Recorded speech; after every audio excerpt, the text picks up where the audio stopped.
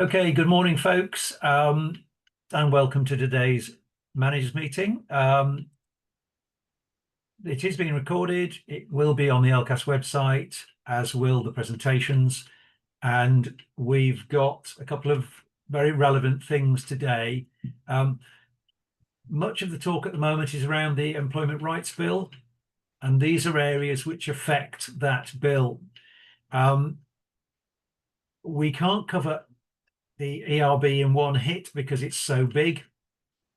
It will have a lot of impacts on your business, your organization. And as a part of that, things like your policies, your procedures are likely to have to be altered, to be modified, and they will become a hot topic for CQC and local authority monitoring, quality monitoring. And they'll also link closely into your training of your staff, how you update them, and also how you interact that new information with your client base. So you may well find that you need some external support to do that, because it's essential with all employment acts that you get them correct. There's also, it won't surprise you to know or to hear, there's an awful lot going on in social care at the moment. And actually managing that on top of your day job can be quite difficult. But we're putting a lot of stuff on the website, we're sending it around by WhatsApp, etc. And we are seeing quite a lot of surveys coming out. Responses to surveys from social care providers are generally poor. And I know we're all time poor, but I would suggest that you look at them, and if you can find the time, please do, because there are some useful surveys coming along which will have an impact on how things take place over the next couple of years. And if you don't take part, you really can't complain later about what happened. And we have seen some very low responses to things like CQC surveys. And CQC may be in a mess at the moment, but there are people there who are trying very hard. We meet with them on a regular basis. There is some good work being done and progress being made. If I could just pull up a few quick slides. I've just done it correctly. Hang on.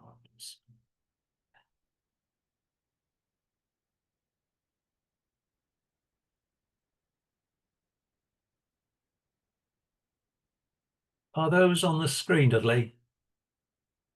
It's there, Peter. You can see the whole screen, but we can read it anyway. It's fine. Okay. There's just a few quick points here. The UK HSA seem to have woken up quite late to the heat. They've got a survey. They're actually quite live at the moment, and they are trying to do some work with social care. So please do interact with them. The roadmap is unveiled to boost the rights of half of all those UK workers and provide certainty to employers. Again, the Employment Rights Bill implementation roadmap is worth looking at. It's worth working out how it impacts on your business and doing the costs. Look at your budgets. Again, the way you go forward in your business, this survey from the ONS, you can break it down by local authority area, so you will see what the age range in the next few years is going to be, and that may well have an impact on your business, and how you go to bank, how you borrow money, etc. This has gone round and round, this sleep gap.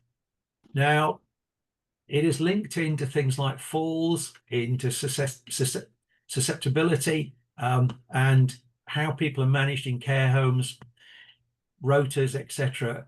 And monitoring of this type is going to become much more standard. And so do have a look at it. There's a lot of information there. And you can also get a deal from LCAS. So again, read the information, have a look, see if it applies to you. If you're a dom care, it won't apply to you. And again, I'm amazed. Many of you with businesses, care home, learning days, supported living, are all looking to save money. But one easy way to do that is looking at waste management. If you're paying for waste, you can frequently get a better deal. And Enter are very competitive. Again, there's quite a lot about them on the website, but the details are there. So give them a go. It's not going to cost you anything. And as they say, care homes typically overspend by about $8 grand a year on waste services. So that makes a difference. So do have a look at that. That's pretty much all I've got at the moment. Any updates from you, Dudley? Yeah, just thank you everyone for turning up, with those who've managed to get here. And if it's a recording, well, you missed a great show live at the time, if you're watching the recording. One of the things Peter's mentioned is that we're halfway through the year, and social care has brought up so much different types of concerns, issues, and things that are happening. And I don't blame you as managers or leaders within your organizations of really being having to take a lot on board. Us as LCAS, and one of the things is why LCAS was really trying to really do what we do, is because we're looking out for things across the board to try and share as much information with you. So it doesn't stop you from doing it, but it helps you rather than having to deal with 101 things on top of your day job. And that's the beauty of LCAS and what we're trying to aim and do.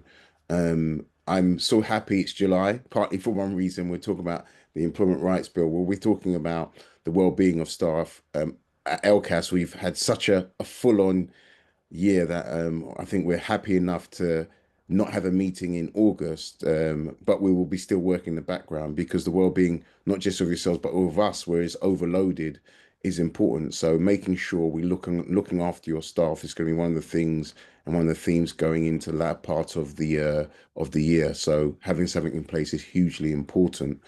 Also, there's other elements that are becoming around the rights of the employee as well. I'm not sure if I have the time, but I talk about inclusion, diversity as well, and in inclusive work environments, making sure you're looking out for your staff, incorporating those as well, because a happy worker means a happy workplace for yourselves as well. So we want to bear that in mind. So we are going to be trying to ask for you lot as well to have a look at some of the things we're trying to do. We're looking at things around elements of those who haven't been paid from local authorities. We're looking at other things around, obviously, employment, and all many other things that we can do as well. But it's really important that you interact with us, we interact with you, we do our best that we can do.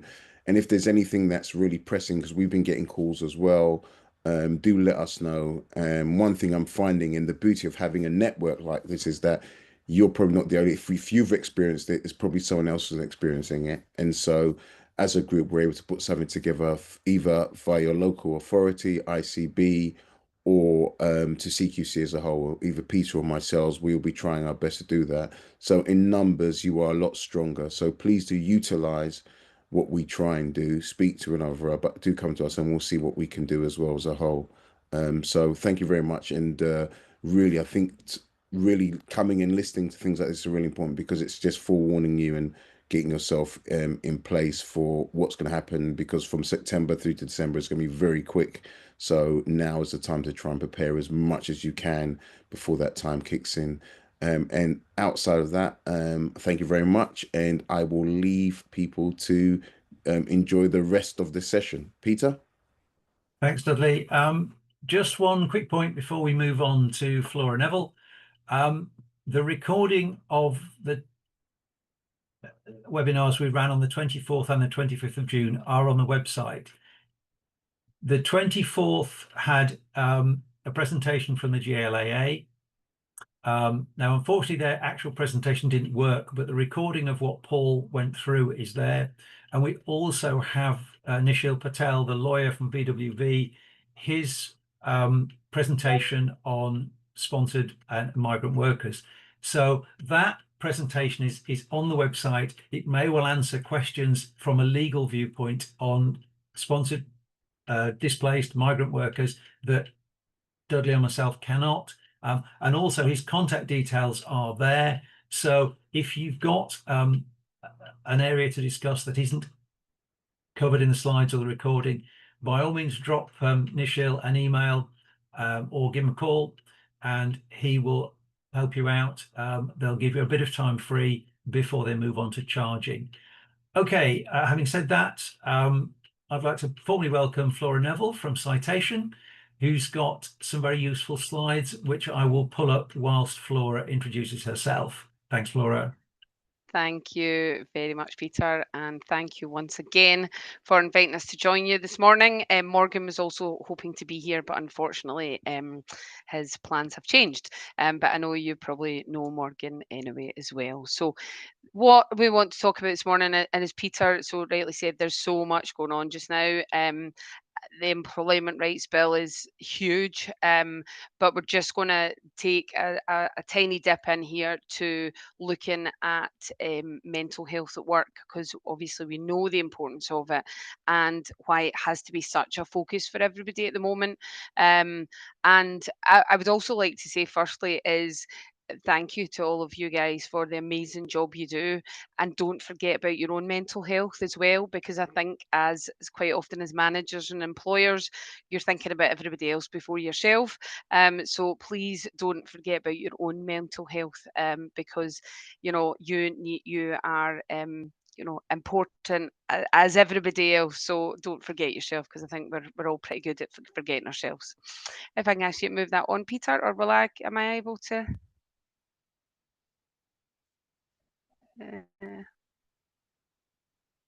Brilliant. If you just want to flick it on again, that's brilliant. So thanks. So Citation, you're probably aware of us and have come across ourselves. So I'm not going to go into it, but if you're not, we are here to help you get the best from your business, look after the biggest asset, which is your people and your organisation. So we cover employment law, we cover health and safety, lots of aspects of it, ISOs right across the board. We are here to help you get it right is the key thing, and to get it set up in a way you want to run your business. That's the important part, and that's why we have experts on board to make sure that we get it right for your business. And you also have a 24-hour advice line as well. Should there be anything at all you want to ask, you've got support and backup at all times. We're part of a bigger brand family. There you can see, you might have come across, for example, UCheck or Citation Cyber, some of the other guys within our brand family as well. So just so you know, we're part of a bigger group. Next one, please.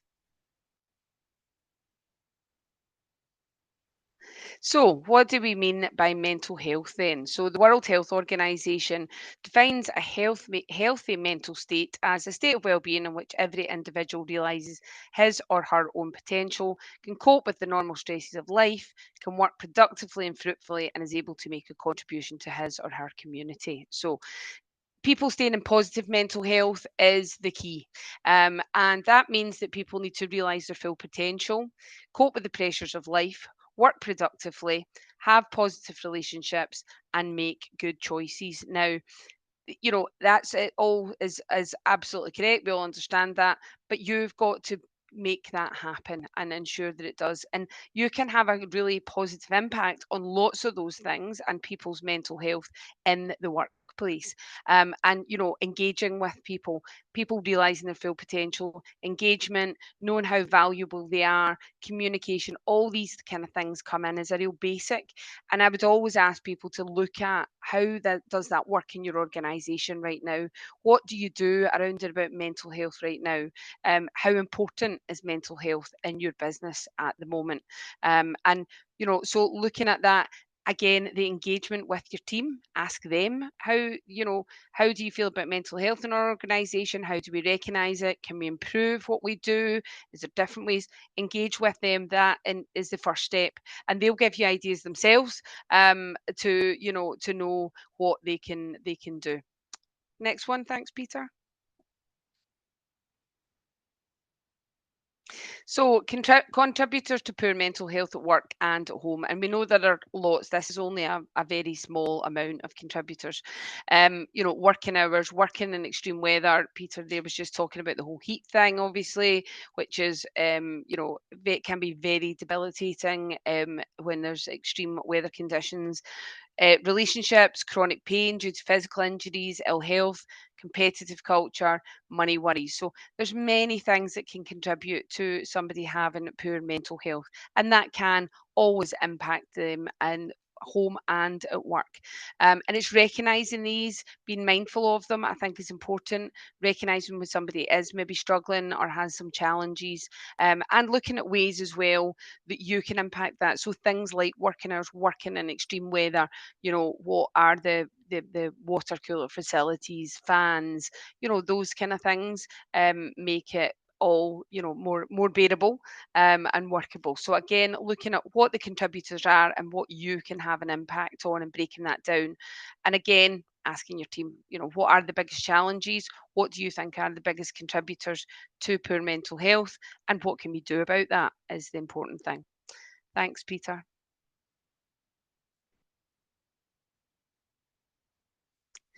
Okay, so the workplace stress, we all know is a huge thing, and unfortunately, we are seeing an ever increasing rise in workplace stress, and there has been a consistent increase in self-reported stress, depression, anxiety caused or made worse by work in the last 10 years. The most common things that seem to come up around and about workplace stress are workload. People feeling they're just, you know, overwhelmed. There's too much. They can't get through it. They're not coping with it. Lack of support. So when they maybe are struggling, do people know what to do? So somebody felt they were struggling in your workplace, they were feeling overwhelmed.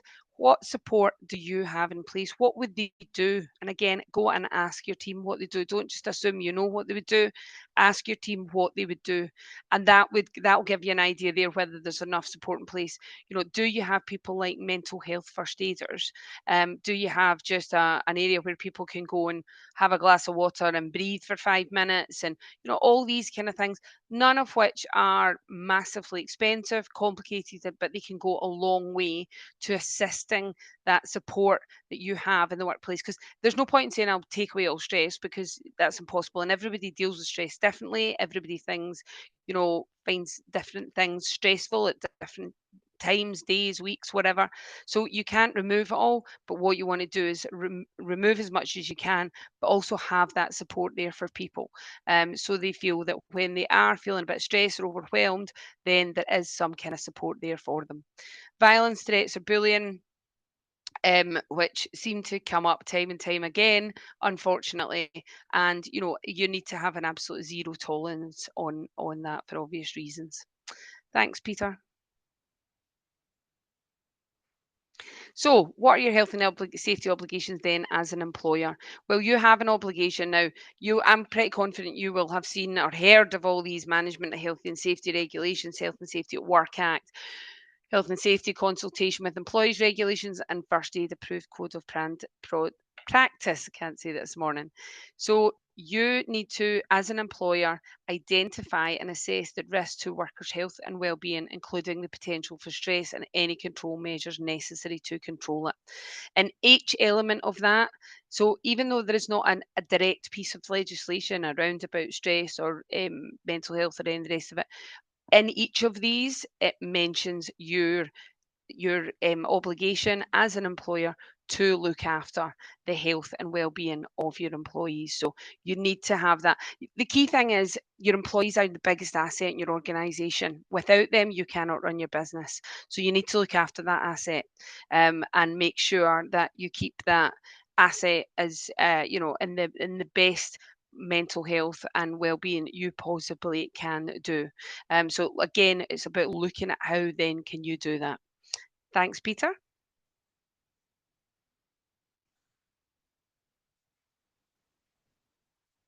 So, stress risk assessments. I'm not sure if you're familiar with this. Has anybody done a stress risk assessment in your organisation? But always be interested to know that. I'd suggest doing a company-wide stress risk assessment, and this is created by the Health and Safety Executive, and they've identified this as the kind of 6 main areas that you need to be thinking about in a company-wide stress risk assessment. So things like job demands, you know, looking at workloads, shift patterns, are people coming back to work fatigued because of shift patterns? All those kind of things need to be looked at. Think about control. How much control do people feel they have over their job? Do they feel like they have input? Do they feel like they're part of that? Do they feel like they can, their voice is heard? That is there any element of their job they have some control over as well? And within that, you can maybe look at some level of flexibility, that kind of thing as well. So looking at the overall control. Role, do they know how important the role is in your organisation, how valued they are as a member of staff? Because people, if they don't feel valued or don't feel like they're contributing to something, then you're never going to get that engagement. And that filters out. We all know you need everybody to be, kind of on the same page. Feeling and to create, it's about creating that positive culture within your organization, and all of these things feed into that positive culture, and then maintaining that positive culture is key.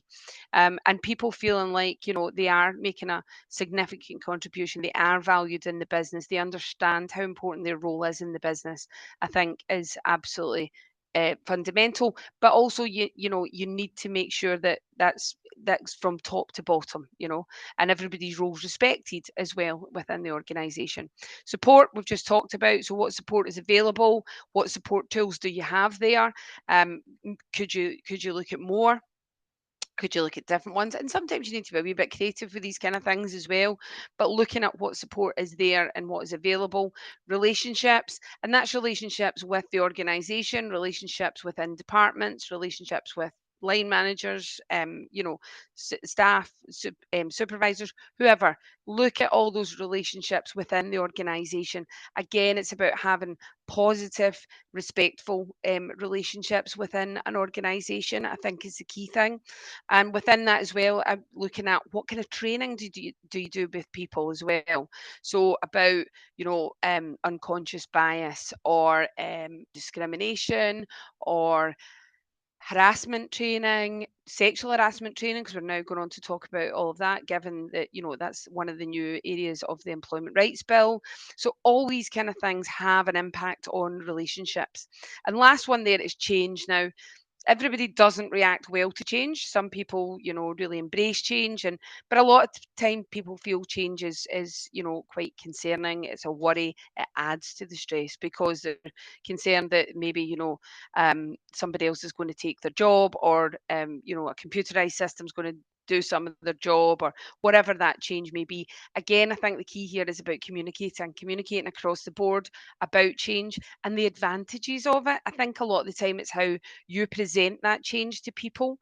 So I think you need to be really conscious of that, and also communicating to the change and the advantages to that, and how that's going to impact everybody across the board. So the idea is you look at all of these 6 main areas and you reduce the amount of stress or the risk of it as much as you possibly can. You won't ever take it away, because there is just, sometimes there is just going to be some stress. But if you can reduce in each of these areas as much as you possibly can, the idea being then the overall stress would be reduced. You can do individual stress risk assessments with people, and that is sometimes you want to identify particular stressors for that colleague, and from that you can then agree actions. Now, when I talk about agreeing actions, I always would stress that please make sure those actions are doable, yeah, for the employee and the business. There's no point in promising somebody the world when you can't deliver that.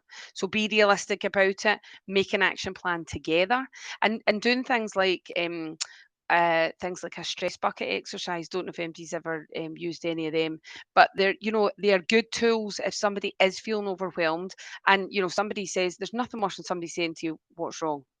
I've got no idea what's wrong. I just feel overwhelmed. I can't see the wood from the trees, and I don't know what's going on here. There's too much. So help them to break it down, identify, what's in their head, what's going on, and look at ways that you can help that. So one of the ways you can look at it is, okay, what things can I change and what things can't I change? So there's no point in, focusing on things that can't be changed. So they're just, you know, things that happen or part of life. But there'll be areas that you can change or they can change. So focusing on them, helping them to identify, okay, how can we change? What can we do? Can we help you with this as well? Another one's we call WRAP, which is Wellness Recovery Action Plan, is another good one to do with people at any time, not just when they're maybe feeling a bit overwhelmed or a bit stressed. And it's identifying what stress triggers and how they act when they're triggered, how they can deal with stress triggers as they come up as well. So it's really being kind of proactive with that. And as somebody's manager, recognizing maybe what some of those triggers are before they've even realized it, so that you can help them put things in place to reduce the amount of stress. So there's lots of tools out there, and we could talk about them for ages. But again, just make sure that you've got tools available to people, got tools at your fingertips that you can use to help people as well, to reduce that stress as much as you possibly can, and deal with it when it comes up, because it will come up. That's the reality of it. Okay, thanks, Peter.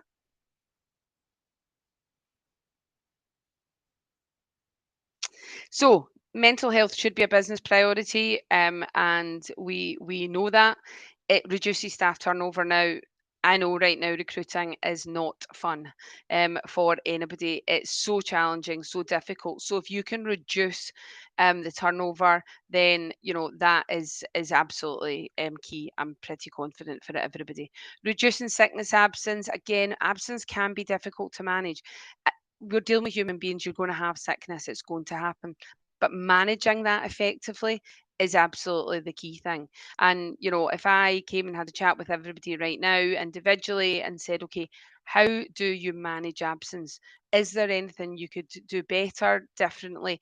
Basic things like return to work interviews. Now, return to work interviews are amazing tools in your business that you all have in your business. I'm pretty confident, but do you use them properly? You know, do you do a return to work interview after every instance of absence, or do you only do it after 1 week or 2 weeks or whatever? Or do you pick and choose who you do return to work interviews with? Because you think that's ungenuine, so we'll do a return to work interview with them. These kind of things are leaving yourself wide open, guys. And from a health and safety point of view, return to work interviews are absolutely vital for every instance of absence. So 1 day off, return to work interview. Because what you need to be checking is that somebody's turned up for work, are they fit to be there? Because if they're not fit to be there and there's an accident or an incident, health and safety becomes involved, and they think they weren't fit to be there, believe you me, they're coming looking for you, because it's your health and safety and you've got responsibility. Yeah, it's also, again, as I've mentioned, communication. It's that opportunity to have a discussion with people, find out what's going on. You know, do they need assistance? Is there any long-term impact? Are they taking medication? Are they able to do their job? Do you need to make some adjustments? All these things. And also it might be basics like, you know, maybe somebody's now epileptic, they're now diabetic, they now carry an EpiPen. Again, if you don't ask for that information, I guarantee you're not getting it. So lots of reasons to do a return to work interview. Please make sure you do them after every instance of absence. Reduce presenteeism. You want people there that are fit and well, and you know that's where they should be, not just, you know, having to get themselves to work and actually they're not fit to be there. So again, that ties in with that whole health and making sure that people are fit to be there. Better staff morale. Obviously everybody is trying to, you know, build that morale, keep it high, and it can dip and it can be a challenge. So again, if people's mental health, if people are in a good place and they feel like they're supported and looked after, then morale will absolutely follow within that, and in turn that makes a better environment, a better culture, you know, all these things. It's the domino effect, isn't it? More engaged and committee staff. I talked a lot a minute ago about engaging staff. You need to have people that feel like they are engaged, they feel like they're part of something, they feel like they belong somewhere, and they're respected, and you know, and that in turn will give that commitment and loyalty, which again helps with turnover and retention and things like that. Increased productivity. People with good mental health, good well-being, positive, you know, are absolutely key to making sure that, you know, again, in turn helps productivity. Deloitte's survey there found where employers invested in measures to improve their employees' mental health, the average return was £5.30 for every pound invested. So that's interesting and worth thinking about. Thank you, Peter.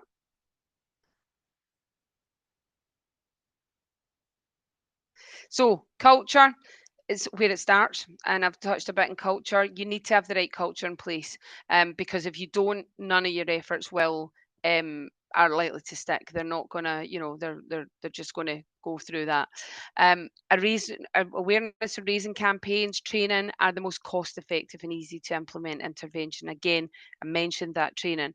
Make it clear that mental health issues are treated seriously, and as seriously as physical conditions.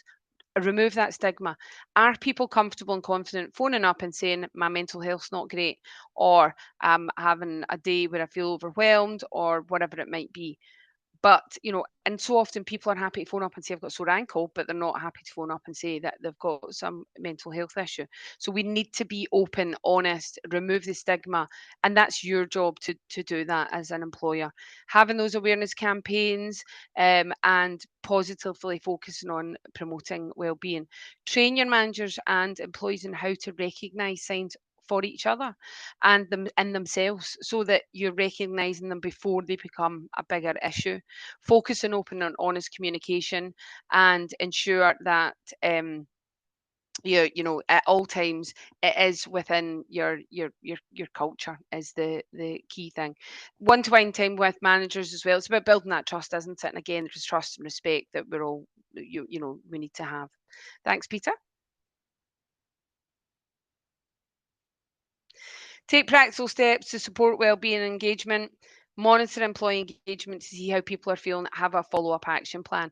How often do you actually ask people about their engagement, about how they feel, about what they think of the organisation, those kind of things? And also ask people how they're feeling in their role, in the organisation, in the job they're doing. Ask them, you want to improve, how could we improve? Have you got any ideas? A good thing that I've done, and I do a lot in businesses, is start, stop, continue. So what should we start doing that we maybe don't do? What should we stop doing that we do that actually we don't need to be doing? And what should we continue that we do very, very well? So, and again, it's good to get that feedback and sort of to have that thought process, because you always, you say to somebody, you've got any ideas? No. It's hard. So you need to quite often lead that, and that's quite a good way of doing that and open up that discussion with people. Again, engagement, they feel like they've got a voice, they're part of something. And if people are the ones to drive that, then they will be on board with it. It's more likely to be successful as well. So get that feedback from them. Make sure people are practicing self-care. And again, I know, you're in the care environment and you're the last person probably you look after, but you do need to think about things, basic things like breaks and hydration and, getting fresh air and all that kind of thing. So encourage people to make sure that they do that, and invest in employee recognition and training. Just saying thank you to somebody, recognizing what a good job somebody's done. And people need to feel they can do a good job, so they must be properly trained in order to do that. So again, think about what kind of training you do at the moment. Is it sufficient? Does it need to be updated? And how regularly is that put to your employees as well? Thanks, Peter. The role of a manager is key in your business, and you don't need me to tell you that. But what I would say is, a lot of people are become managers because they're very good at the job. It does not necessarily make them a good manager. You need to ensure that you're giving those people the skills to be a good manager. And the role is important because they have a big impact on getting that culture right. They lead the culture within your organization. They are keeping an eye and monitoring employees who might be showing signs of stress or overwhelmed or feeling unwell or whatever else it might be. And they're the ones often to provide that support and adjustments for the employees well. So make sure they're trained in how to have those conversations, because sometimes they can be quite sensitive conversations, quite difficult conversations, and also they feel like they have got the support and they know what they can do and what they can offer to employees as well, is the important thing. Thank you, Peter. Handling conversations, we know there's a way to do that. You know, and it is a common sense based approach, but again, train your managers about how to have those conversations, you know, how to set the, you know, switching off phones, doing it somewhere private, not in the middle of the landing, or you know, outside somebody's house if you're in donkey or whatever it might be. Asking simple, open, non-judgmental questions. Don't make assumptions or judgments. Be conscious of the language that they use as well when they're talking to people. You want people to feel respected, and you want them to be open and honest. You want to encourage the employee to talk, and you know, patience is key, empathy, understanding, all these things. And again, back to being able to signpost what support is available and where there's flexibility can be, to help people. And follow up in writing, especially any agreed actions or support, and make sure they then happen is the key thing. Thanks, Peter. Practical tools, we've talked around some of these already. Stress bucket, wellness action plans, mental health first aiders, employee assistance programs. You might have some of those, some of you might have them in place already. If you do, they are amazing tools. And, you know, it's having that support that if somebody does have a challenge, they might come to you and say, I've got a drug problem, I've got an alcohol problem, whatever it might be. You can then signpost them into the employee assistance program, or they might just be feeling stressed or whatever. They're getting expertise, they're getting help, they're getting counselling, they're getting information. So it's a win-win. An employee assistance program is a win-win for everybody, for employer and employee. So if you haven't got one, they're definitely worth having a wee look at. Thanks, Peter.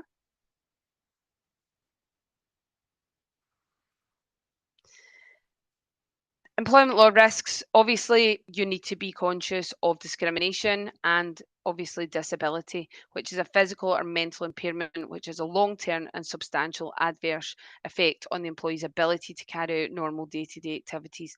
If health conditions do fall within that, you have a duty to make reasonable adjustments when considering whether reasonable would include considering the size and resources of the organisation and the relative benefit to the employee. And you need to obviously be mindful of discrimination at all times. So again, take advice if you're not sure, because you don't want to end up in a situation and think, you know, a lot of time discrimination happens not because somebody's meant it, but something's just not happened or gone wrong or along the way. Thanks, Peter. 5 ways to well-being we should all keep in mind. Connect. People need to connect. They need to communicate. They need to have relationships. Things we talked about at the very start. Make sure that they happen and you facilitate them as well. Again, breaks and, you know, all those kind of things. Be active. Again, those, you know, breaks, fresh air, all those kind of things that people maybe lack. And so try and encourage that. Take notice of individuals, take notice of each other, take notice of how people are. And again, it's about that support and culture. Keep learning. Talked a lot about training. People do enjoy learning. Keep it fresh, keep it up to date, and it keeps it in people's heads as well, because people become complacent, they forget. And a little refresher can go a long way for a lot of people. And give to each other, help, support, whatever format that comes in. Again, it's been proven that, you know, giving for you know, and support and whatever else is so beneficial to everybody. So it's just being mindful of that. Thanks, Peter. Impact of absence, productivity, short and long term absence. Again, I've touched on this. It's making sure you're managing absence effectively. You don't want to turn it into long term absence that is unmanaged, because very quickly as an employer, it becomes out of control. I've talked about the return to work, the importance of it. Make sure you get it right and be mindful of SSP, and be mindful as well that there are changes coming to SSP. So they're removing the 3-day waiting period for SSP going forward as well. So all these kind of things are going to have an impact on your workplace, but also the, you know, the management of absence. So I would really encourage everybody to have a look at how well you manage absence at the moment. Do you look at patterns, to use things like the Bradford scale, those kind of things that are really worth looking at to effectively manage absence. Because if you're not managing it effectively, very quickly that you lose the control of that as an employer, and that's where it becomes a problem. So, but just be mindful, return to work interviews and SSP and the changes that are coming with that. Thanks, Peter. Okay, so as I said, we can help.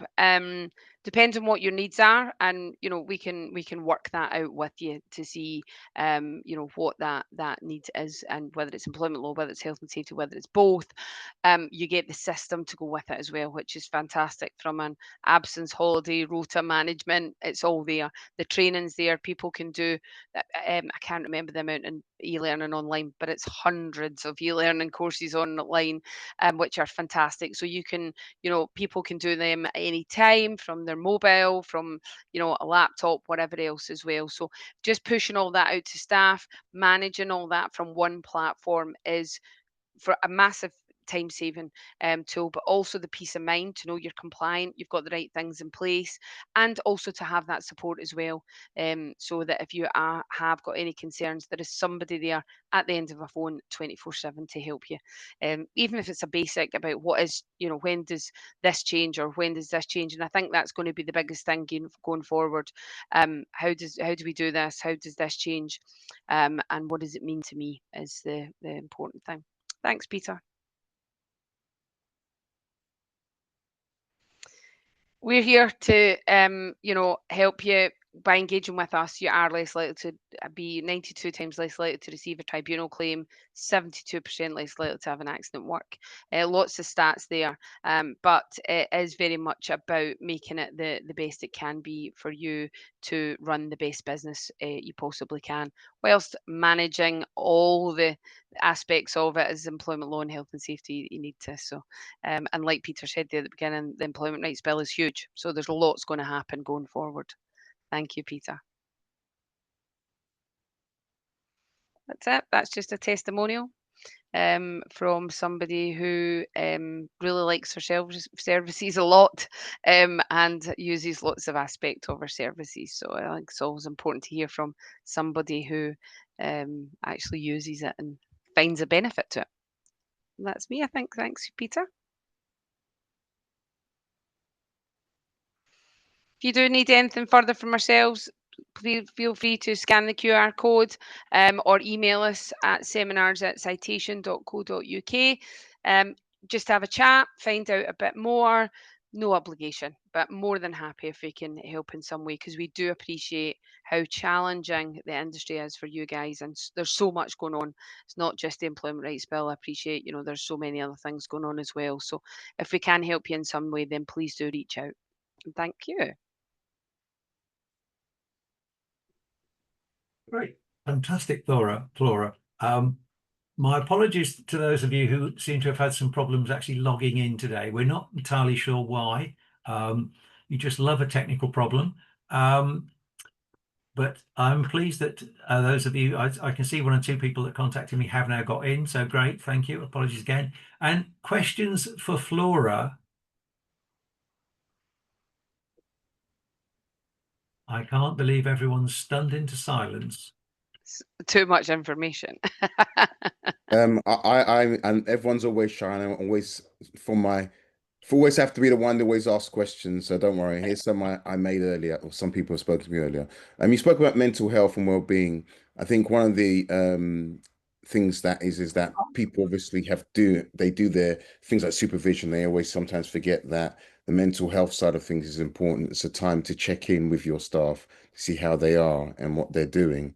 Yep. You mentioned about a few templates. Could you, I'm not sure if it's via Citation or there's some general templates that people can use, because one thing is that people, when you ask them to look for something additionally, it becomes more harder. So is there anything in place which they can utilize and use, and that would help?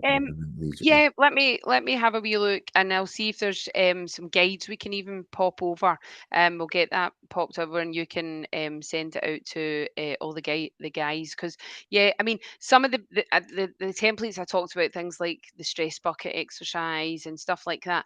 to be honest, if you just have a wee Google for things like that, they're really basic, but they're really useful tools. I would always say stick with the basic stuff a lot of the time, and we can, I can get a couple of those over. I've got a nice diagram actually about stress bucket exercise and the wellness recovery action plan. So yeah, we can pop that over to you. But they are not difficult, but it's about thinking about triggers and how we can, and breaking it down, which I think is the key thing when somebody feels overwhelmed.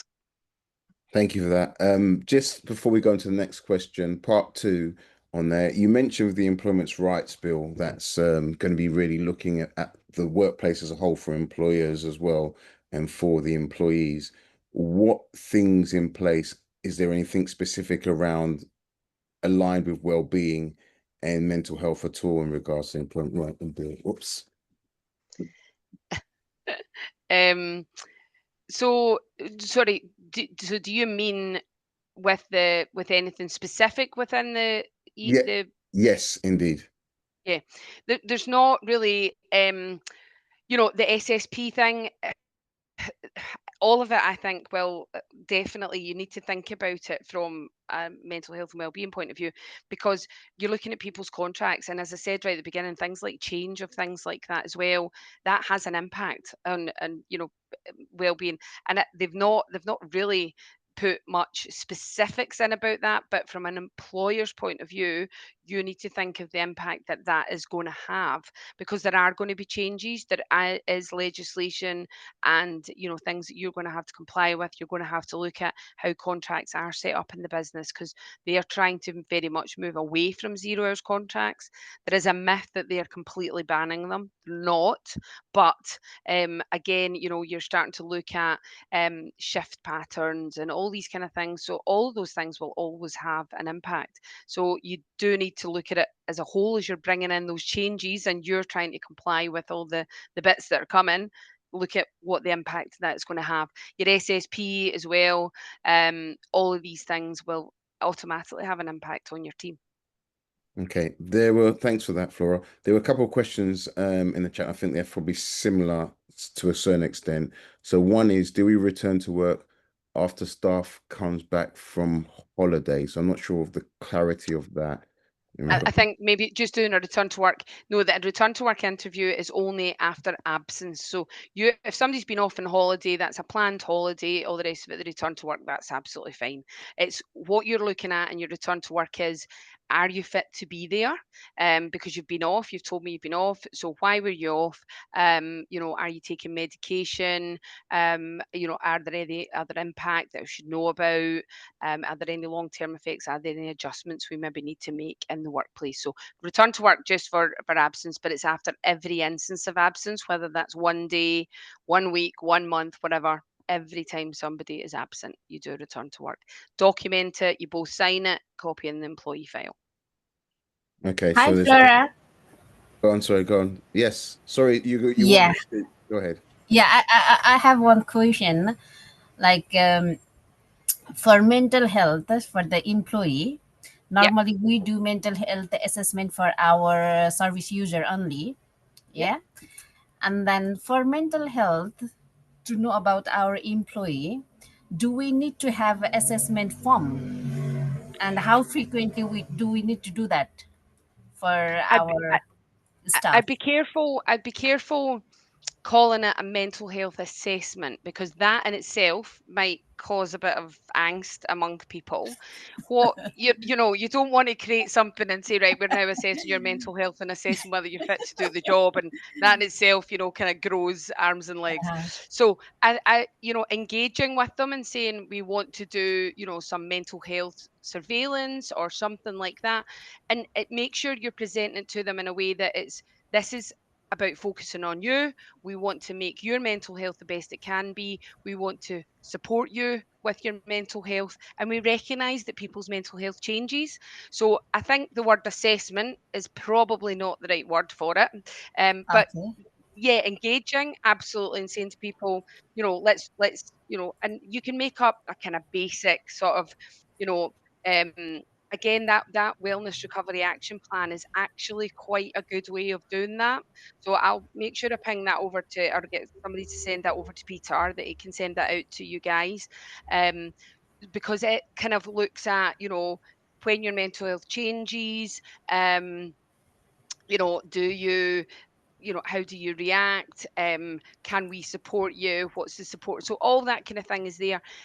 The good thing about it as well is it can really help it, there's lots of advantages. It helps people realize that actually you're serious about mental health and you recognize their mental health is important. So and also when you've got a team, it helps you recognize the diversity in the team as well, and who struggles with certain things or whatever. So it can really help in managing that team as well. Yeah, that's correct, Flora. But what I need, normally we do that one with our colleague, with our staff, all the care staff. But when we just, talking and when we just do conversation as a verbally, and then they might not taking it seriously. And sometimes when we said, okay, you are absent these times, and even you didn't inform the office management, what's the reason, when we asked like that to them, and then they said, oh, because of, I got lots of work stress, this and, okay, I already mentioned that last week to you, because you got, okay, this much hours, and then you have like 3 to 4 clients, take a break. And then immediately that answer gonna be like, no, you didn't ask like that. So I want something in evidence based. So where, Absolutely. yeah. Yeah. And if So in that so, case, what kind of form do I need to create? you return to, if they've been off sick, then your return to work is part of that. No, we But have that one already. yeah, if you do that again, you might want to look Mm-hmm. at what's in that. Do you know what I mean? And maybe just Mm-hmm. review that to make sure it's got the right thing. So, but even if they've not been, if been off sick, you lead it from your return to work interview, 100%. That's where it's led from. And then Yeah. you might say, so if somebody's been off sick and you have still got concerns, so you might say, let's have a review meeting in a week's time. But you're documenting all those conversations that you have about that. Yes. So we agreed at this meeting, this is what we agreed, this is what I'm going to do, this is what you're going to do, whatever that plan is. And then at the review meeting, you then go back over that again. Because if you continue to have review meetings and you're not getting anywhere with somebody, then yes, then sometimes you do need to look at the more formal process of, capability or whatever it might be. But you need to have done all the process prior to that, is what I would say, before you're looking at, disciplinary or things like that. So engaging and document all of that. Review meetings are good. So we are reviewing this, and this is on the back of the meeting we had a week ago or whatever else. Yeah. But if you're still having challenges with that, then Yeah. absolutely engage with us and we can. Normally we have quarterly supervision as well, spot check and supervision. In the supervision also, we keep asking them, if you Sure. got stress, or if you think like you are overload of the work, then just tell us like that. Yeah. But later And on, and that's the thing, if you and you're documenting, so you're documenting all of that and whatever mhm, their answer is. And then if they are, then you need to look at that, obviously. But if they're saying it's not, and then they're off sick with stress, then again, yeah, you have that a review meeting and say, hang on, I'm concerned because we've asked you, what else could that be? We need to get to the root of this, because it's then causing you, is it workplace stress, is it out with the workplace? So it's kind of helping them to identify what the stress issue is, and then try and find out what that is. Because yeah, if they're saying no, I'm not stressed, and then they're off with stress, then those two don't meet. So you need to have that discussion with them and document it. okay, thank you, Thank you Flora. so much for that one, Ola. Thank you. There were a few questions, I think, in the chat, which were Marla around. wants to ask a question, Dudley. Okay. No, Yeah. sorry, go on. Hi. Flora, first of all, would like to, is she's there? I think. Yeah, I can hear you. Yeah, hi. First of all, would like to inform you that yes, in my previous company, we had that LCAS citation. Since 2 years, I used that service and it was very, very supportive. There was a one team member, Mr. Robert. He helped us a lot. Good. in terms of a COS, then contract and everything. Okay, here the very I think that it is very general question, which I think many of the companies facing this problem, and it's regarding the recruitment. The thing is there any such questions or anything such things we can rectify that the like female candidate is figure it out that they are pregnant and they are looking for the job. Okay, let me structure it this way. When we ask during the interview, is there such questions that we can ask that do you have any additional responsibility or such things which can stop you working with us continuously? Because what happened when we take the interview, candidate is not revealing that they are pregnant for 1 or 2 months, and after 2 months or 3 months they are telling that 5 months pregnant and 6 months pregnant. So Yeah. that put us in a trouble. Yeah. And It's very difficult, to be honest. You cannot discriminate against somebody on the basis yes, that they're that pregnant. that You is just the can't. big problem. Yeah, that Well, is you the big. can, but it's going to Mhm. cause you a big problem. Is what I would say. So no, you really you can. I mean, there's no there is no question that you can ask to because if you then didn't offer somebody the job on the basis that they were pregnant, you're walking yourself right into a discrimination situation, to be but honest. but there should be something, no? Because it is like we don't know. Then they are come, and the second thing is like they are the candidate right now. You can know that we are taking candidate from the dispatch board, and then now some of them are not working, and they are just because they were in a maternity leave from the previous company from where they got the COS. Now that company is not at all working. They do not have enough hours, so they are asking us to give the job. We are ready to give the job, but we come to know later on they have a kid of a 1 or 2 months. So they will work for 1 or 2 months, and after that they go for the holiday. So that for the care home, it is quite difficult to find it out the Yeah. another carer for certain period. How it is possible? How to do that? So there should be some law or other things, no, which can save us. Yeah, there's unfortunately, maternity people are, that they are protected 100%, and there just isn't there isn't any way around that, and you just unfortunately, yep. I mean, if we can change the laws at some point, but they're just, I would just be very, very, very careful, is what I would say. It's a protected characteristic, and you do not want to be, getting yourself into a scenario where you could be seen to be discriminative, because you would lose. Believe you me, if you ended up in tribunal with that, you would lose, and it would cost you a whole lot more. So you don't Yeah. want to, yeah, no, I get it. I know I'm an employer myself, and I do understand the challenges of it. I currently have 2 people off maternity leave. So I appreciate the challenges of it, but unfortunately there just isn't anything you can do about that. Then there is another scenario also that just imagine I took an interview. Then during interview, I just figured it out that the candidate is in the she is a pregnant lady, and then she's looking for the job. I did not ask, but I reveal it. And if we are not offering a job to her, so is that a problem? No, We did not select her. as long as your decision was based on the skills, the experience, the other things. Yes, if you only didn't give her the job based on the fact she's pregnant, then yes, that is a problem. And yes, if she then took that to a tribunal, there is a very I mean, obviously every tribunal's different, every scenario's different, and I don't know the ins and outs of it, but you would be on very difficult ground, is what I would say at that point. So you're always, anything you're doing, screening, CVs, applications, interviewing, whatever, it should always, your results should be based on a scoring system. So the person who scores the highest is the person you take to interview. The person that scores the highest at interview is the person that gets the job, because you're looking for skills and qualifications and certain attributes, obviously, of a candidate.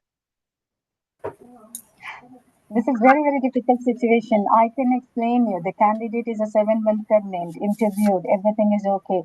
She joined it, got the COS, everything is done.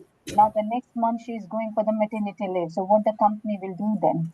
Then the company gets stuck. We are just filling our staff requirements. CQC is saying you are understaffed. We are doing this whole thing. And then we come to know this is the situation. So how to explain the CQC also that we are doing it for what possibility, whatever the possibility, but still this whole thing is happening.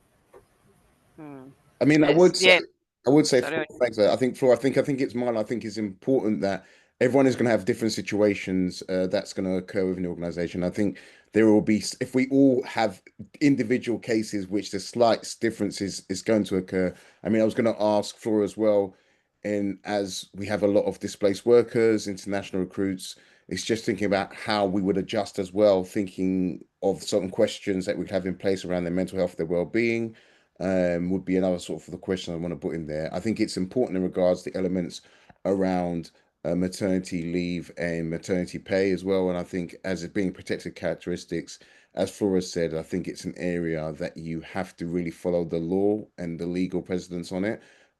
I know sometimes it doesn't seem right, but I think if you abide by the law and the rules, then I think it works and makes sense in that way. And do what you can do to maybe speak and assist your employee, and especially their long-term plans and goals as well with the organization as well. And I think you can only think about help them out. Otherwise, it become very awkward, and we're trying to avoid that already in this space where things can be more tricky and difficult. So thank you very much for that, Marla. Hi, Dudley. Hi. All right. There's some questions in the chat as well. Okay. So let me ask them first, and then we'll come back to you as well. Okay. So there were a few questions that were in here, and I think it was, if there is no waiting period for SSP, do they need to give a doctor's note? And is their word against ours? Is one of the questions, Flora. Self-certification is a good tool to use as well in your business. We've still to get the details on exactly what it's going to be, because there is going to be a bit of a challenge here between fit notes and because you don't get a sick note nowadays, obviously it's a fit note you get. But what I would always say is, you need to be comfortable. Always think about your health and safety. You can't, and this, I can see some of the questions in the chat there around about return to work interviews as well. You need to think, is this person fit to be at work? That's why you're doing this. It's from a health and safety point of view, which is criminal prosecution, guys. It's really black and white, very serious. If somebody's not fit to be at work, you cannot have them at work. If somebody's off sick, it doesn't matter if they're off one day, you do a return to work interview, because you need to know they're fit to be there. Yep. And if they're not fit to be there and something happens, it's going to be on you. So make sure you're doing your part of the deal is the bottom line. You're doing your due diligence, duty of care, and meeting with your compliance of doing things like return to work interviews, because you may need that evidence further down the line to prove what you have done. In terms of the SSP, as I said, we are still awaiting to hear some of the details of it. But yes, I do think that there are going to be some challenges with that, and again, you've got to decide what your process is, because you might all have a different process in place that you use, post for what your expectation is from people. But I think getting a doctor's note is going to be ever challenging, because we know how difficult that is right now. So again, you've got to look at what process. The problem is as well, with the best will in the world, you go and sit in front of a doctor, they don't know what job you do. Like, do you know what I mean? They've got no idea what your actual role is, and whether you're fit to do that. So it kind of puts the onus back on you as an employer as well. So I would certainly look at putting in some kind of self-certification, is also, and then you've also got more documentation that you've been provided with from your employee. Okay, and before I ask the question, there was another one tied in. I know there seems to be lots of sick notes, doctor's notes, and they'll be more specific. There's ones where if a person's on holiday and then advises of sickness, does the above apply to in regards to that? So I think it's Yeah. Yeah, yes, I would. You know, doing a return to work interview, you are checking for somebody's fitness to be there. You can't compromise your health and safety. So yes, if if they've been off sick at all, whether they've been on holiday and been unwell, it doesn't matter. If they've been unwell, then you do a return to work interview. Is the reality of it. Thank you very much. I think we can have the question that you wanted to ask, if that's possible. You can come back and ask that question. Did you want to ask the question again? I said, Gurung, did you want to ask the question? Yes. It is the same questions, like, but I need a little bit in brief that one. One of our employee say I'm sick, yeah. So later on, when I asked her to come to the office, and then in which area do you need support, and maybe you got stress work or this and that, then but she didn't provide me sick note from the GP later. And then later on, when I request the sick note, after 10 to 15 days, she provide me the sick note, yeah. And then we started to pay her SSP. Just I want to know, how long do we need to pay SSP, for how long? So I take it, do you only pay SSP? You don't pay company sick pay or No, we pay only SSP. so the SSP can be paid for a maximum of 28 weeks for a period of sickness. So it's known as, I think the right wording for it is period of incapacity for work. And now they can, depends if somebody has multiple periods of sickness, sometimes, if I think it's, let me think, if they can be linked, I think if it's about 8 weeks or 8 weeks apart. But it's up to 28 weeks. Again, depending on the scenario, if it's going to continue for longer, and then you might want to take advice on that, is what I would say. That obviously, so after your initially, right now, your waiting days obviously count. They're not going to count going forward, but you as the employer pay them for a maximum of 28 weeks, sorry, of 20 or SSP. 28? 28 to 8 Okay, 28 weeks. weeks. 28 weeks, yeah. But Okay. whoever does your payroll and your PAYE and stuff, they will obviously know that, and they will know, and they will keep a log on how much SSP and things you pay. Okay, in that case, do we need to know that that employee are really sick or not? Because I just got the sick note, but we paid like 4 to 6 months. Still continue, we are paying for the SSP, and every time there is like work related stress, work stress, and then like doctor is providing like 2 months those not fit to work. Yeah. Is that genuine, or what do you think about it? I mean, it's one of these, if a doctor's writing that somebody's not fit to work, I would, they are the professionals in the health. So I would hope that that is the case. You can also, again, it just depends what you've got already in your handbooks and contracts and things like that, but you can have welfare meetings with somebody during that period. So you're keeping communications open with people, and I would always recommend that, because if you don't do welfare meetings and things like that during people's Mhm. long-term sick or during sickness, it can quite easily get out of control.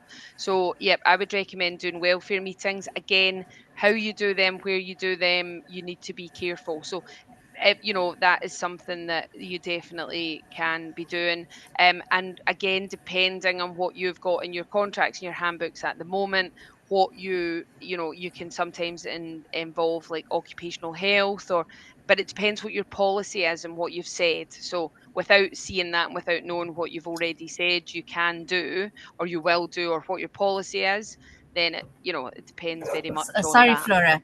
I just it's just going to stretching the question. Then later on, what we found that our employee who said, "Okay, I'm sick, I cannot work." Yeah.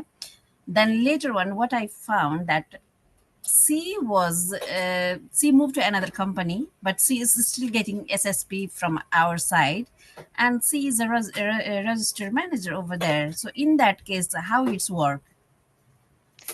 Yeah, no, I again, I would need to know When the ins and someone said, outs and "Okay, what. I got work stress of work, I cannot work, I need a rest right now," but she's Can I? already got I'm sorry. registered with another company. Can I interrupt, please? Because we've got Steph Kearns here from Unison, and we need to move this on. So we need to take some of these things out of the meeting, Okay, sorry. and we will come back to them. But there are, I mean, we've all had, as employers, we've all had problems with problem staff, and it Yeah. is more difficult.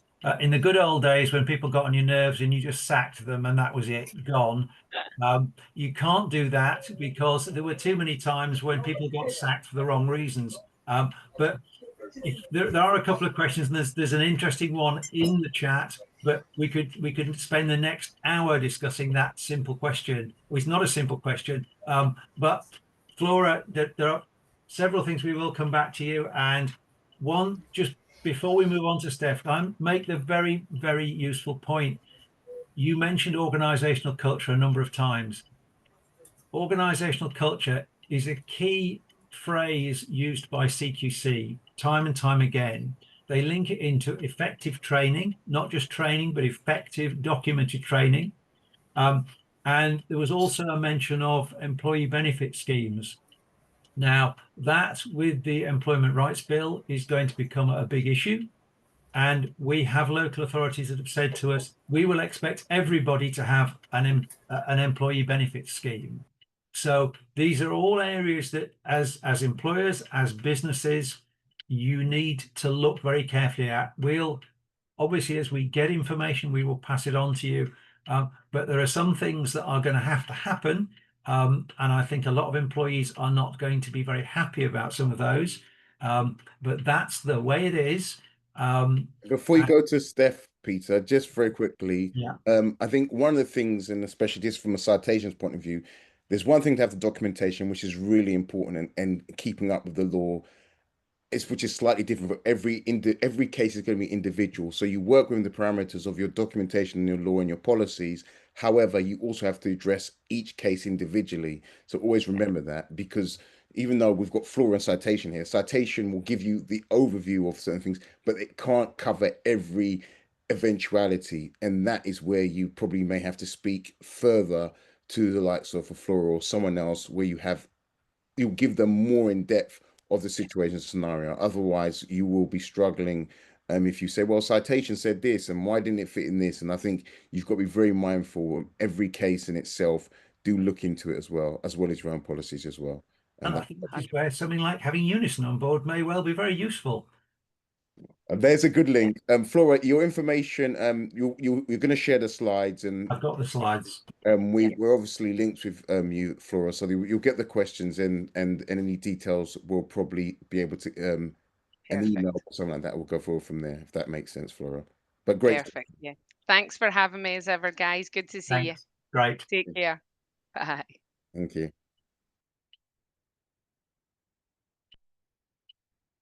Steph, the floor is yours. Ah, lovely. Thank you. I'm just going to try and share my screen. I might just have to pop out because I'm just having a slight technical. I'll be 1 sec. I'm going to log out and log back in.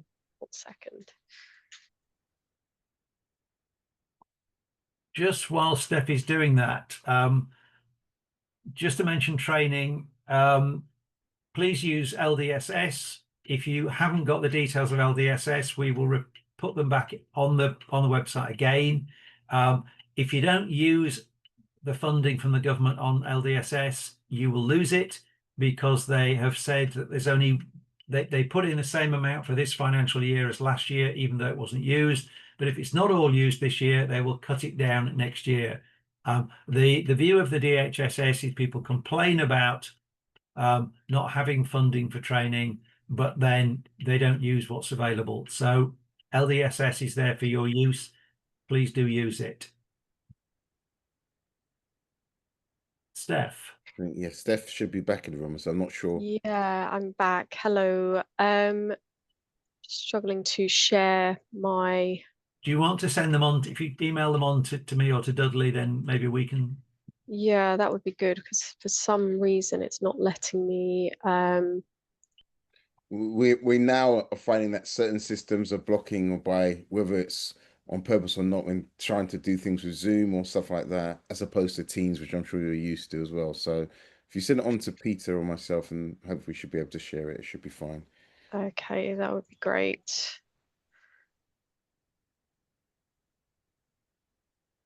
And I think whilst Steph is doing that, it was fantastic, because obviously we talked about the new employment rights bill. But one of the things that Unison and trade unions are trying to do is support employers and employees, so employees, should we say, and being part of a trade union, it's something that they can do as well. So some of these questions or issues that are occurring, people like Unison would have experienced it before and have some tailor-made answers in place already, which is really important in going forward. Yeah, absolutely. Which I think played a big part in regards to that.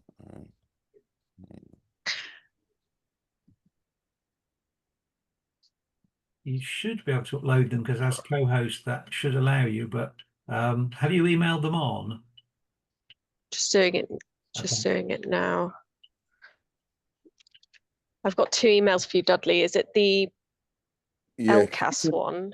No, send it to the People Care Services one, because I think the LCAS one, I don't know, sometimes when it comes to bigger ones, it seems to. So if you send it to me now, I should be able to do that. Okay, I've just sent that to you now. You can start speaking as when it comes in.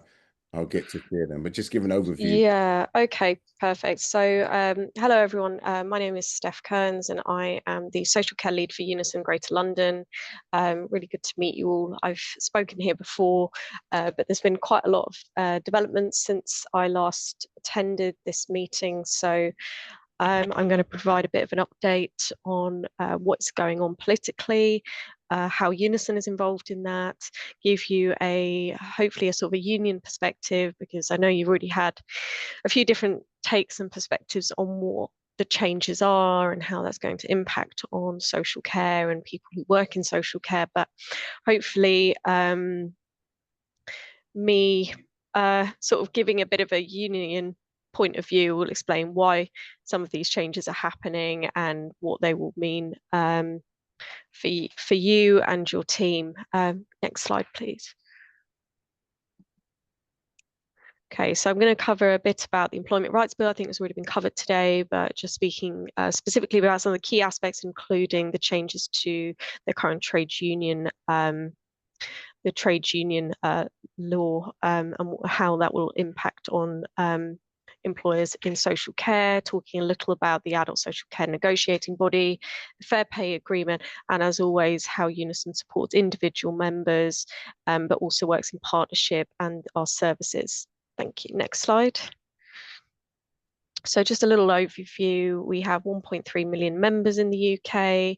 We cover all of public services and not just social care. We cover health, local government, higher education, and the key strands of our work is both individual representation and campaigning to improve pay, terms and conditions, and equality within workplaces. Thank you.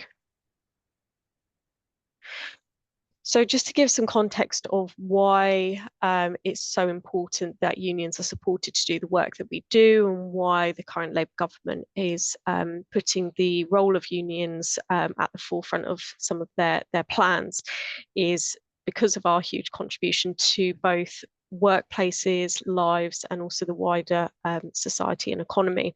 So the most recent comprehensive assessment showed that the work of union reps results in a saving to employers and the exchequer of around 22 million to 43 million as a result of reducing the number of employment tribunal cases. So as you heard from the previous speaker, unions are very much involved when we support members with disputes, with industrial relation matters, with their employer. By having a union rep involved in that, you're much more likely to find a resolution and reduce the chances of ending up in an employment tribunal situation. We're also there to advise members of what their rights are, and also have specialist employment law training. Therefore, we are able to advise both employers and employees to reduce the likelihood of any issues that might lead to a later tribunal case, which can be very time consuming and costly for all parties. The benefit to society, of course, as well, is 136 million to 371 million as a result of reducing working days lost to workplace injuries. So this is key in the respect of our health and safety work.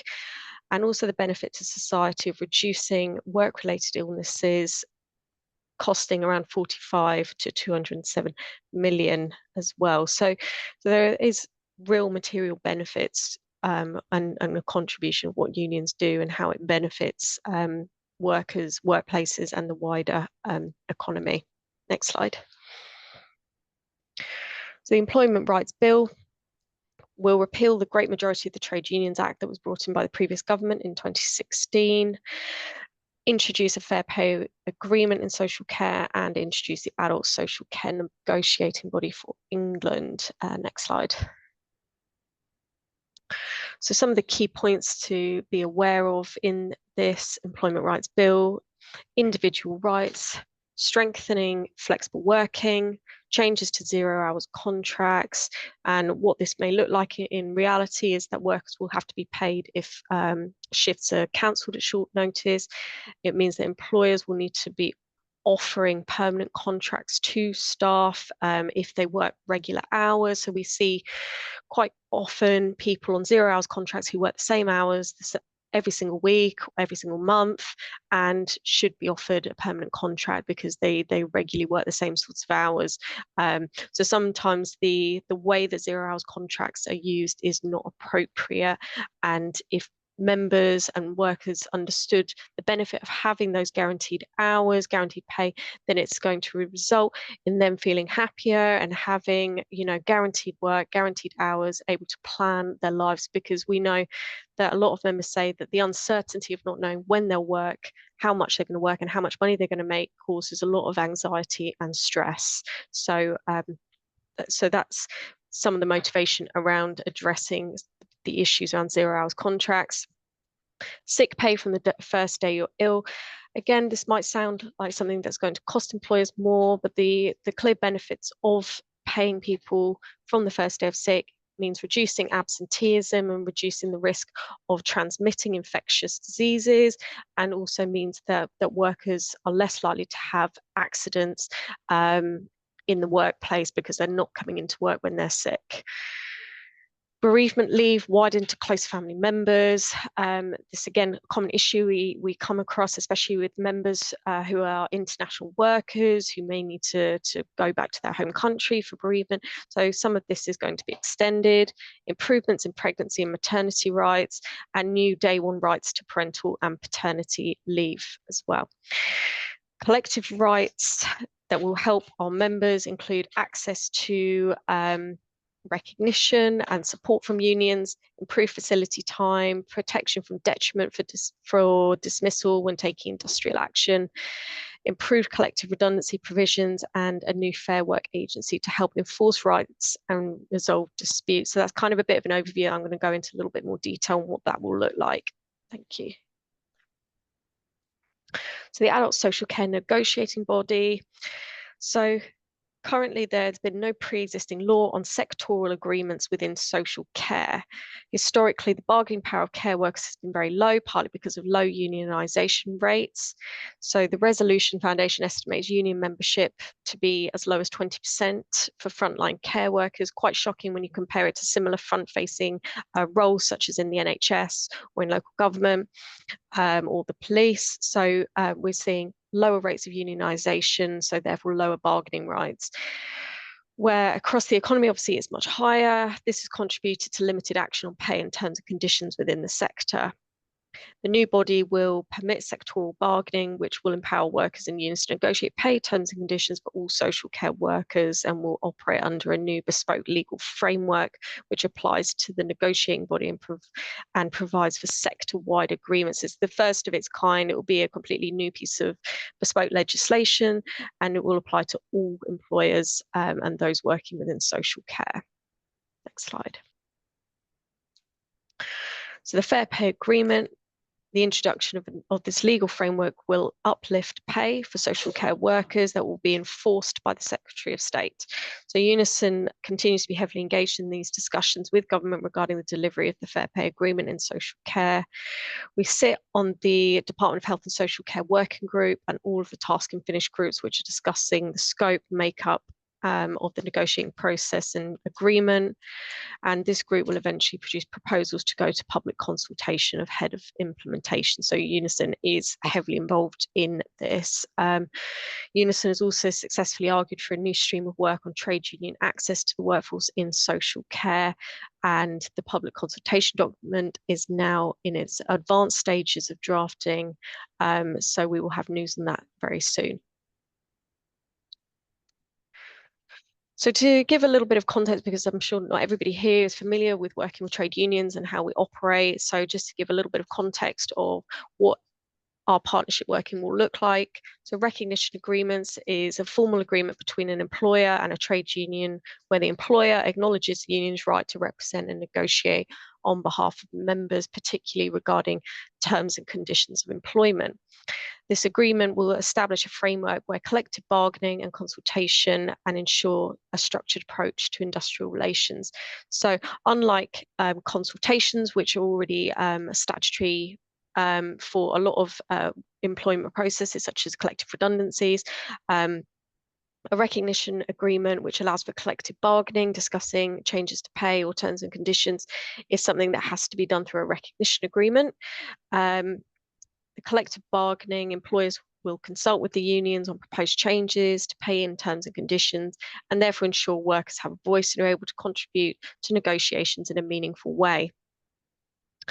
Facilities time. So anybody who is elected as a workplace rep or steward or health and safety officer, and soon to be a quality rep, because these will, in the new Employment Rights Bill, also be allowed to have facilities time, will have legal rights to time off and facilities to undertake their union role, including time to represent members, undertake workplace health and safety assessments and reports, attend training so that they can undertake their role effectively. And the Employment Rights Bill will strengthen these rights for reps.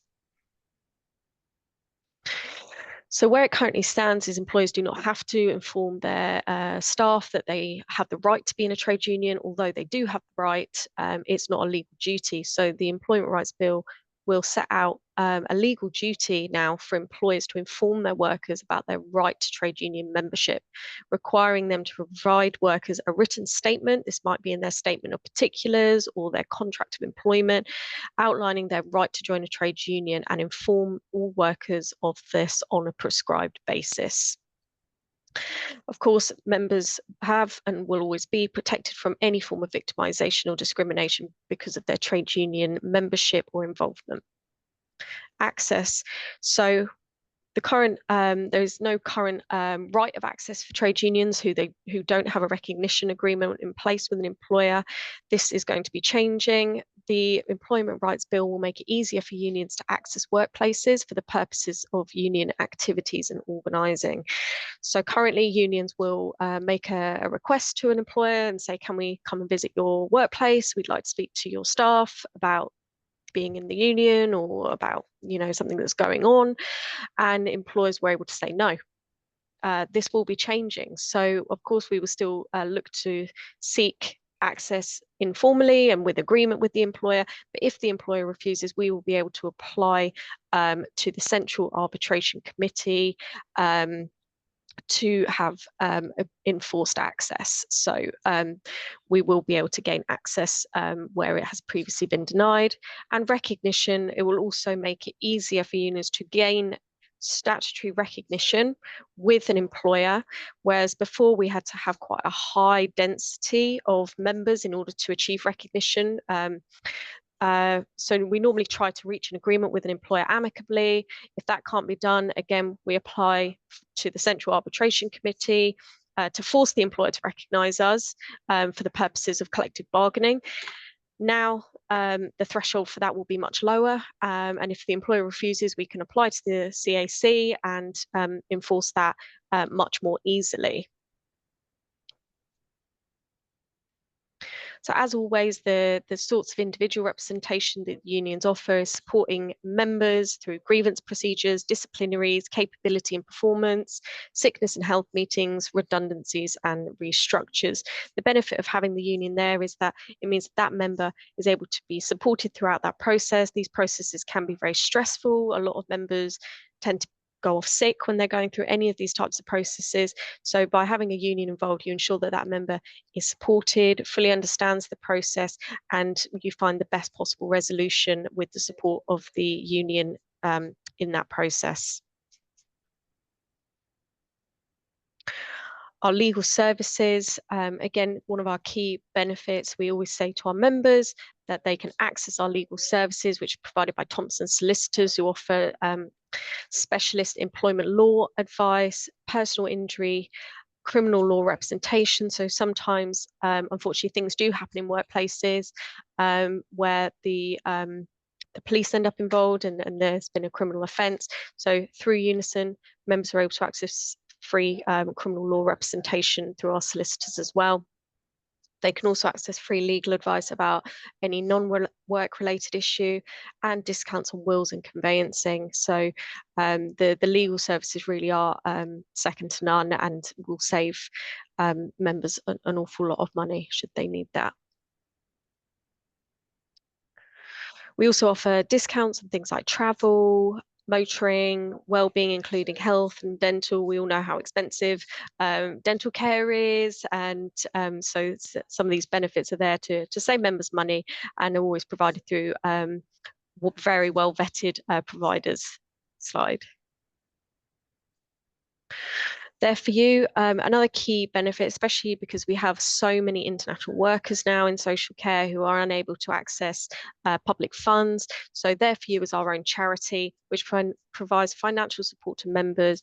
This can be in the form of emergency financial support, grants to help members with school uniform and winter fuel costs, wellbeing breaks, budget planning, benefits check, deadline and general advice. And a lot of our members do say that they really appreciate both the financial support but also the welfare support as well, because financial issues and stress and anxiety often sort of go hand in hand, and that is a really key thing to be able to support them and signpost them to if they need that support. Our financial services. So our financial services are provided by Quilter Financial Advisors, and they're able to support members with things like travel insurance, home insurance, free accident and death insurance cover, and savings plans as well. For any of our international workers, we also have our immigration advice line. It's free immigration advice. It's provided by the Joint Council for the Welfare of Immigrants. So members can self-refer themselves directly to the helpline. And as long as they've been a member for 4 weeks, they can access free immigration advice.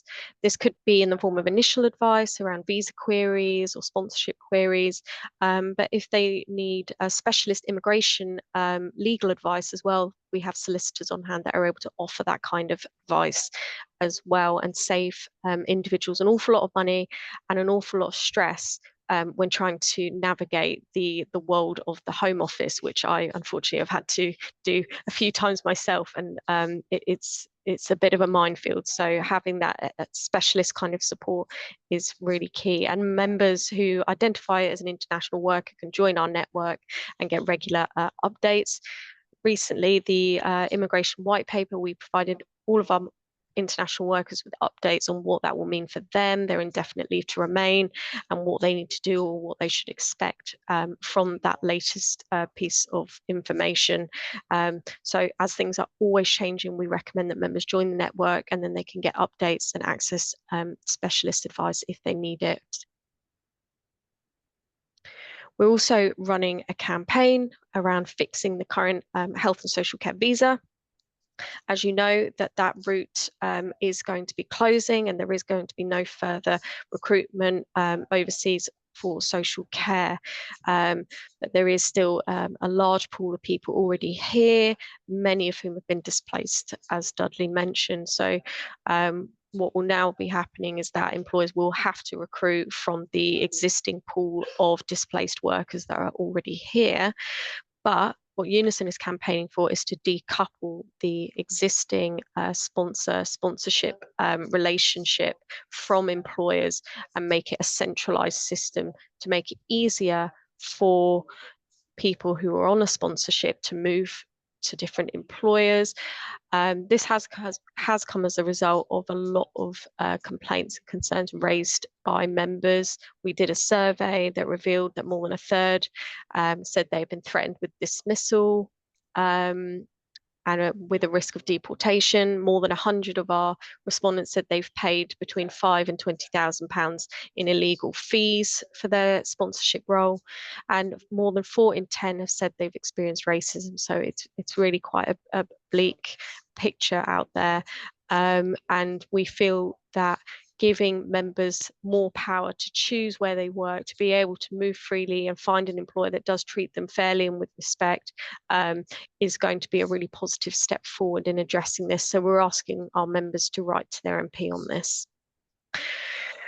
We also encourage our international members who are displaced or looking for support in finding a new sponsor to contact their the hub in their local area, depending on where they live. I put all the details here of where they can find their local international recruitment hub, who will be able to support them with finding new sponsors and new roles, and help with things like interview skills as well. So those hubs are really quite useful, and I know they work with employers who maybe are new to sponsoring and would like to start sponsoring workers, because there's a large number of people that are currently looking for opportunities, and I think the supply and demand is not quite there yet. So a lot of people looking and not maybe enough opportunities. So if someone hasn't sponsored before, then you can also contact one of these hubs and get advice about how to become a sponsor.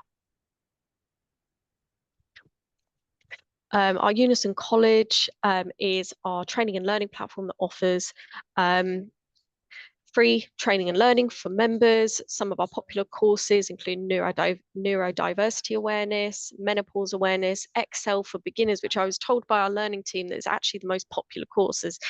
So many more people are now expected to use Excel, Zoom, Teams, all the rest of it, sort of IT in the workplace. So, and interview skills. The college also offers careers guidance and one-to-one support for people looking for personal and professional development, and also specific courses for people working in health and social care, including dementia awareness, record keeping and social care, and lone working, all of which can be found on our website and is completely free for members to access. A lot of the courses can be accessed in the members' own time, so it's another great thing that members can access. Okay. Thank you so much for listening. I'm happy to answer any questions. Very quickly, Steph, before you for people rush in, because I know we haven't got long left. 2 things. The cost of joining, potential, how they can join will be one question. And then the other question would be, a lot of it is based obviously on employees. We have a lot of SME owners here who run small businesses, medium-sized businesses. Them are employers, or maybe managers, and so some of them will ask, can they join, or are they eligible to join if that be the case as well? Absolutely.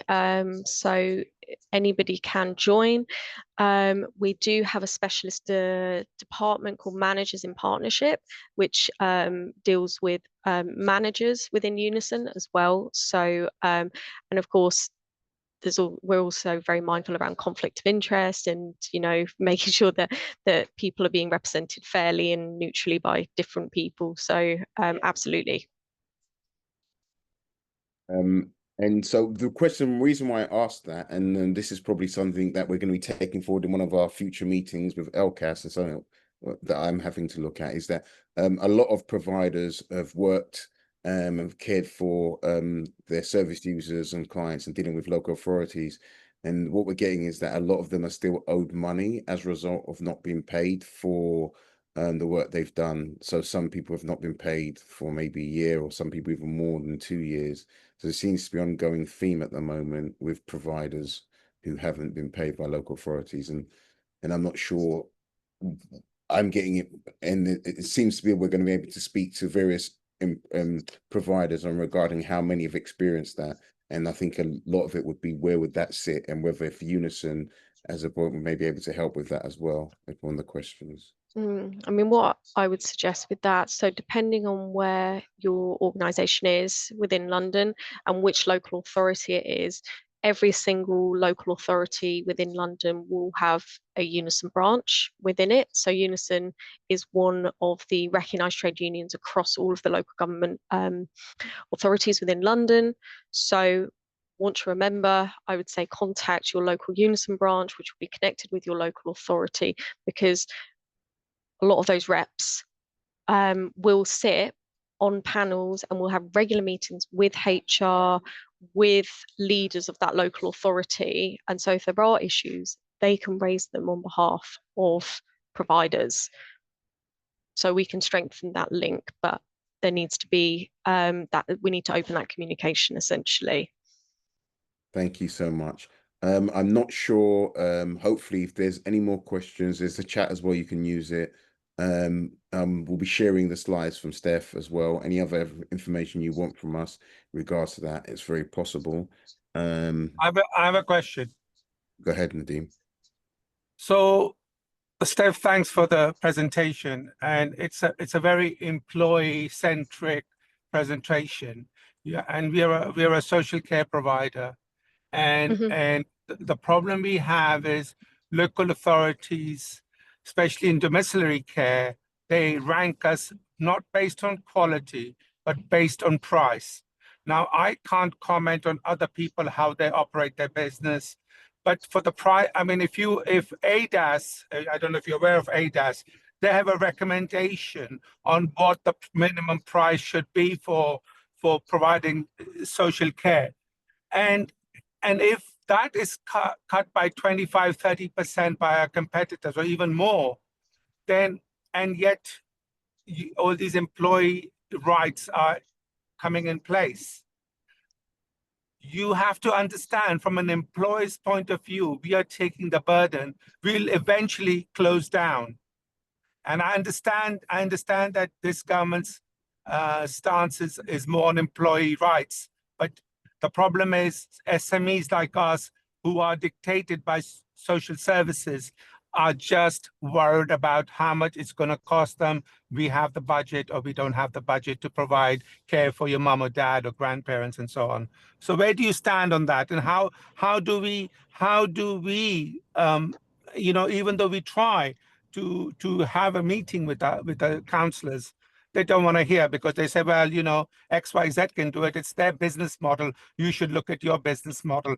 And if I was you, and do a bottom-up costing, I guarantee you that some of those prices our competitors charge cannot be sustained, or they're not paying their taxes, which I don't want to comment on.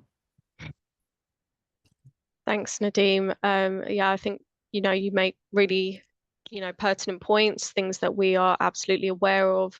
I mean, what goes on between at the commissioning meetings when those contracts are being agreed and discussed, is something between the employer and the employer providing the service, and also then the commissioning body to decide where the best value for money is. However, what I do think is that local authorities are under increasing pressure and are not getting enough funding from central government. And this is where Unison, in terms of our campaigning efforts, we can go and campaign to that local authority and say to them that you need to properly fund those contracts. However, if they turn around and say, well, it's because we don't get enough money from central government, then we have to take our campaign there. So, but what I can say is that those campaign efforts can and do happen, and we need more support from both members and employers, those who are at the forefront of these challenges, who see the impact that it is having and how it trickles down and affects the overall service being provided. We need to hear those stories, and we need to have those people talking to us so that we can strengthen our campaign efforts. Because what we're currently doing, where we've seen such radical changes in what the government is doing at the moment in terms of looking at visas, looking at social care, is because of the work that we have done working very closely with them, and have brought members up from different parts of the country to share their personal experience and testimony about what it's like to work in social care currently. So we are directly influencing what is going on, and we would be more than happy to have those conversations with you to discuss what we can do locally as well. Thanks, but those initiatives are not costing the government any money, whereas paying us a fair rate costs them money. I understand what you're saying, and I appreciate what you're saying, and it's a great stuff what you guys are doing, but those are cost neutral or low cost items for them. It's a low, as far as I call it, it's a low ticket item. It doesn't cost them any money. But to give me an extra £1 an hour or £2 an hour, whatever it is, costs them money, and that's what the issue is. And then we have these decisions, by this government to say, okay, minimum wage has gone up, which is fine. Then NI has gone up, NI threshold has gone down. So you have to understand the pressure. And then they say, well, if you want work, you have to lower your rate even further than what you've tendered for. So that's the issue we have. I'm not disputing you guys are not doing the work and it's not being heard. But the problem is those initiatives are cost neutral or of no cost to the government. Can I just interrupt, if I may? Not wishing to sort of steal Steph's thunder, and Unison through the local authorities are capable of doing an extremely good job. We, as a part of a National Care Association, have sat down with CQC and talked to them at obviously senior level about local authorities that they are inspecting. We're not quite sure why they're bothering, but that's a different matter. And we have talked to them about fees. And there are local authorities that the CQC claim are doing a very good job, and yet they're paying less than £18 an hour for dom care. And we have pointed out that this is completely not sustainable. And they are starting, it is a little bit of an oil tanker to turn around, but they are starting to recognise this. And there are some conversations going on with local authority commissioners or relevant commissioners. And it's also being raised elsewhere. I appreciate the fact that local authorities can't pay if they haven't got the money, but some of them aren't, frankly, that efficient. And there are some of them that seem to be playing the game of simply lowering fees because they can. But there are moments when some dom care providers particularly are not doing themselves any favors with what's going on by not resisting the ever lowering of fees. And the other thing is that one of the government points that's made time and time again is that they don't have enough statistics on social care. They know everything there is to know about the NHS, but getting people in social care to fill in data forms such as ASC WDS, that covers about, if not less than 50% of the social care workforce. The information or the data from the tracker, capacity tracker, is notoriously unreliable. And And the DH constant argument is, oh, well, we don't know about that because we haven't got the data. And it's going to take a lot of shifting on fees and prices, but Unison are part of the movement to get that changed, not part of the bringing the prices down side of it.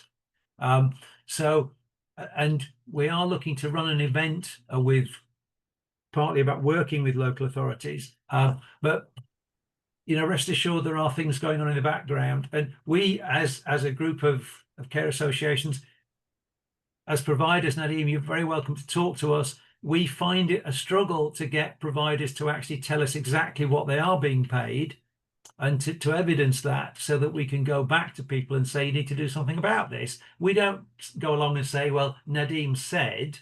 We will anonymize it. And that's the sort of useful information. And also, we're seeing an increasing number of care providers using the safeguarding route to have a go at local authorities about low fees. Can I just make an additional point where the introduction of the adult social care negotiating body as well? So that is going to be made up of both trade unions, predominantly Unison as the trade union with the largest number of social care members, and some other unions, and then it will also be made up of an employer side, which will include leaders within social care. I don't know which employers they will be representing, but so we'll be represented essentially by both sides, both the trade unions on behalf of the employees and also the employer. And so the idea is that that negotiating body will then seek to find resolutions and will actually be looking at the sector as a whole. And so I think that these issues that you're discussing are going to be flagged through that body, and will actually for the first time, be discussed on a national scale, and hopefully find some ways forward to address the issues across the whole sector. Thank you for that, Steph. I think this is one thing that could go definitely on, and I think we understand it's always been an issue in regards to payment, fees, and so forth in social care. And I think part of why Steph is here in Unison is that we're trying to create where we can come together as a whole in numbers to actually try and do something about it. So I take on board, because there will be one issue after the next. It would be around the way providers treat staff, how there are many things that we're here to address. And I think the point that I think why Steph is here is that Unison is a big body which has got various elements to it that is addressing more than just one thing and more than one facet across the board. Hence why the importance of having the likes of Unison on board today to speak. And thanks for joining us, Steph. Thank you. So I know we are over time. If there is anything that anyone wants to raise quickly before Peter and I round up, while Steph is here, please do. But other than that, thanks again to the speakers, Steph, Flora. I was meant to be speaking today, but due to time, have done that. But it's on the same lines of regarding happy workplaces, inclusive workplaces, but actually how do we work together to be more beneficial as well. We will be taking August off because we know how busy it is, but rest assured we'll be available during that period of time, during August. But in September, it's going to be very busy. We're looking at various things from funding training and looking at things around tenders, how to make sure you can win tenders. And we're working with various individuals and groups now. We'll be speaking and having Unison back on board as well, Citation and various other things. And other than that, I wish everyone a good August, and you will be able to access us. There'll be recording slides will be available. And Peter, I'm not sure if you want to add anything to this before I go. Again, I would thank Steph for presenting. I think that Unison have a huge amount to offer. Trade unions in general have a huge amount to offer this sector. And I think that one of the bottom lines is that we have across social care quite a lot of businesses or organizations that are probably unsustainable in the longer run. They're very small. And one of the things that CQC keeps saying is that being a good business is as important to their inspection as being a good care provider. And many of the problems that they find are not related to care, they're related to business matters. And the ERB, the Employment Rights Bill, will bring in, as has been said today, quite a number of changes, and those are going to be vital that companies get them right. And many larger organizations and franchise bodies will be very well placed to do that. But also employers, we have employers who are saying, oh, I'm never going to work with the unions. That's not a constructive approach. If they take the constructive approach of working with trade unions, there is a huge amount of benefit there to be had. Anybody that's ever been involved in, say, TUPE, if it's unionized, it's relatively simple. If it's not unionized, it's relatively unsimple. And you can argue one way or the other about workers' rights, but the probability is that they have gone too far one way and they will now be brought back, and they'll be brought back very quickly. And the unions, including Unison, who are big in this area, have a very important part to play in that. So thanks, Steph, and do keep us up to date, and we will circulate stuff, etc., etc. And thank you to everybody for your time, for coming along. Again, apologies for the problems with the system, and I think I might have worked a little bit of that out in the interim. I'll talk to Dudley about it, and we'll go from there. And we look forward to seeing you on September the 3rd, and have a great August. Thank you, everyone.